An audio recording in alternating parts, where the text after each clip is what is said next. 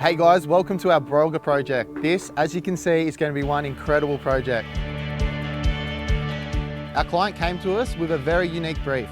They wanted a forever home for them and their family, and also a secondary dwelling for their aging parents. It's also only 200 meters from the ocean, so we really needed to keep durability in mind when choosing the materials. We've chosen to use James Hardie Linea weatherboards because they're resistant to shrinking, cracking and swelling. With the Linea weatherboards, you can get the distinctive charm of that weatherboard look with the durability and performance of fibre cement.